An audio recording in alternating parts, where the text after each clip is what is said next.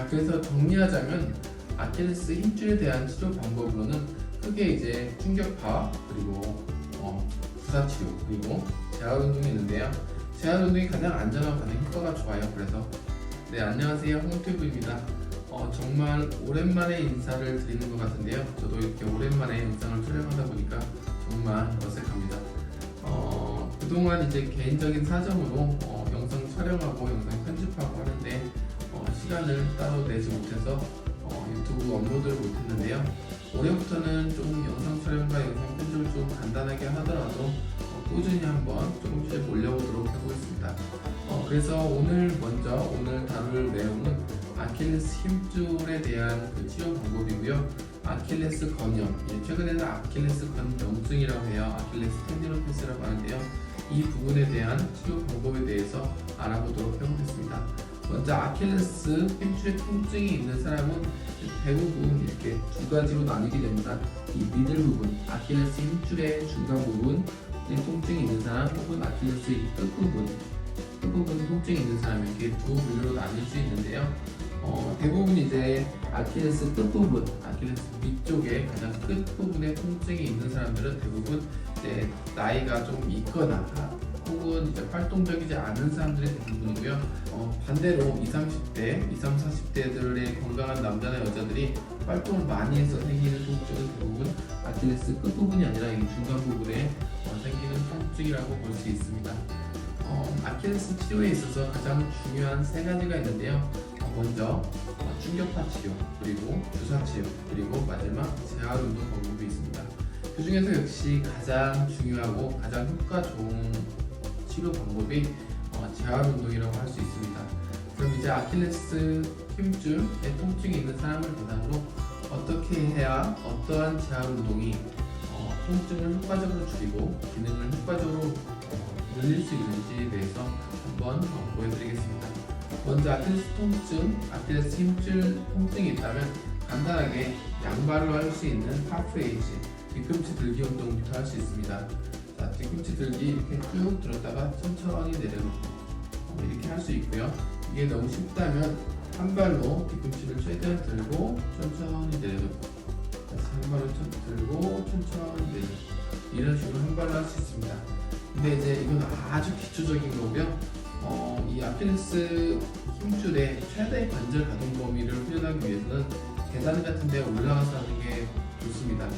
계단이라고 한다면 보는 것처럼 이렇게 끝범위까지 쭉 내려간 상태에서 최대한 올리고 다시 끝범위까지 쭉 천천히 내려간 상태에서 끝까지 올리고 이렇게 최대 범위로 한 발로 아킬레스의 카프레이즈 운동을 할 수 있습니다.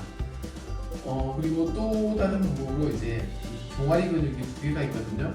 이제 서서 다리를 쫙 펴서 하는 건 이제 종아리 근육 중에 한 개를 타겟으로 하는 거고요. 그 다음에 두 번째는 이제 무릎을 구부린 상태로 운동을 하는 게 이제 종아리 근육의 나머지 한 개를 조금 더 타겟으로 하는 운동이라고 볼 수 있습니다. 그래서 마찬가지로 이제 쉽게 앉은 상태에서 이제 카프레이즈 이렇게 할 수 있고요. 마찬가지로 한 발로 이렇게 할 수 있고요. 그리고 그 외에도 이렇게 앞에 어떤걸 잡고요. 살짝 스쿼트 자세에서 60도 이상 정도 넘어간 스쿼트 자세에서 뒤꿈치 들기를 카프레이즈를 할 수 있습니다. 그리고 한 발로도 역시 마찬가지로 한 발로도 카프레이즈를 할 수 있고요. 자, 그래서 이 카프레이즈 운동은 근력 운동이나 지구력 운동이라고 볼 수 있죠. 그래서 이제 천천히 하는 게 좋고요. 그 외에도 이제 파워 운동, 빠른 시간에 할 수 있는 운동, 쉽게 이제 점프 같은 운동을 볼 수 있겠죠. 점프 운동도 그러니까 이 종아리 근육만, 아킬레스만 타겟으로 하기 위해서는 점프를 할 때 무릎을 많이 구부리지 않고요. 무릎을 최대한 핀 상태에서 앵클만, 무릎을 최대한 핀 상태에서 다리만 이렇게 점프할 수 있도록 이렇게 훈련을 해서 아킬레스에 조금 더 자극을, 부하를 많이 줄 수 있고요. 두 발로 잘 되면 한 발로 마찬가지로 무릎을 최대한 핀 상태에서 점프를 할 수 있습니다. 그리고 마찬가지로 이제 바닥도 중요한데요. 이제 좀 소프트한, 그러니까 딱딱하지 않은 바닥에서 처음 연습을 하는 게 필요하고요. 이외에는 좀 딱딱한 바닥에서도 연습을 하는 이렇게 해서 이 아킬레스에 대한 그 재활 운동을 할 때 이쪽 부분을 집중적으로 이렇게 운동을 할 수 있습니다. 하지만 또 중요한 게 하나가 있는데요. 이 근육이 우리가 어떤 기능적인 동작을 할 때 여기 근육만 단독적으로 사용하지는 않겠죠.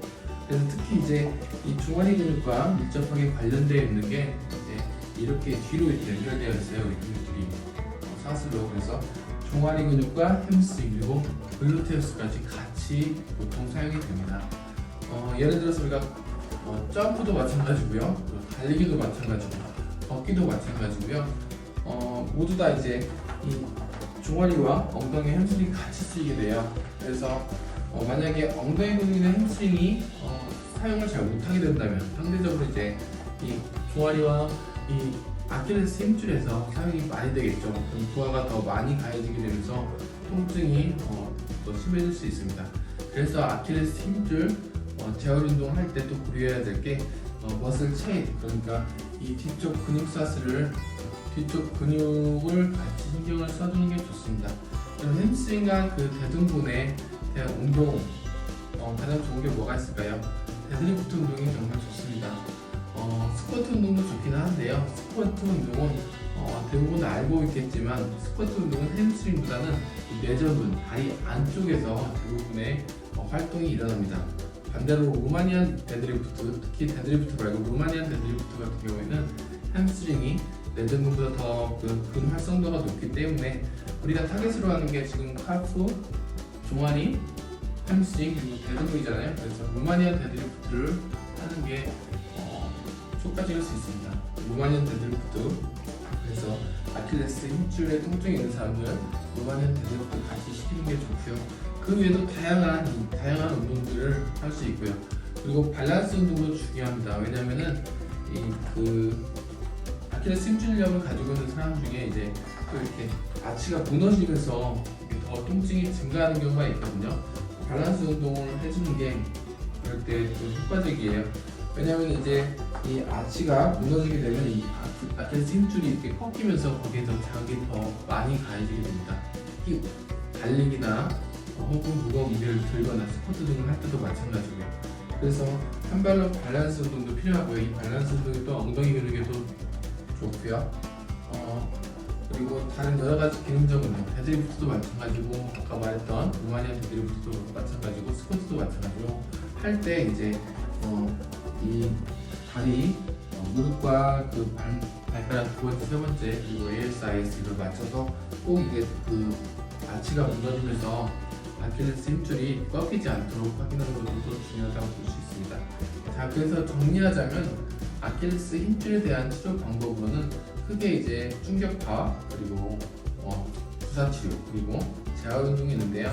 재활 운동이 가장 안전하고 가장 효과가 좋아요. 그래서 재활 운동을 하는 또 운동 방법에 대해서는 이 아킬레스 힘줄, 특히 이제 종아리 근육과 관련된 운동들, 카프레이즈 운동들, 서서 하는 카프레이즈 운동들, 그리고 무릎에서 하는 카프레이즈 운동들, 이런 근력 운동들이 있고요. 그리고 점프, 무릎을 최대한 펴서 이제 아킬레스, 종아리만 충격이 가해지게 하는 그런 점프 방법이 있었고요. 그리고 근육 체인과 머슬 체인을 고려해가지고 이 후방 사슬에 대한 운동들을 같이 하는 방법이 있습니다. 대표적으로 루마니안 데드리프트가 있었고요. 그리고 마지막 밸런스 운동, 이렇게 네 가지를 고려해서 집중적으로 하는 게 좋습니다. 자, 여기까지 오늘은 아킬레스 힘줄에 대한 재활 운동을 다뤄보았고요. 혹시 궁금한 거 있으면 이 아래 댓글에 남겨주세요. 그리고 이제 최대한 빨리 이제 유튜브를 다시 또 이제 영상을 조금씩 찍어보도록 하겠습니다. 네, 감사합니다.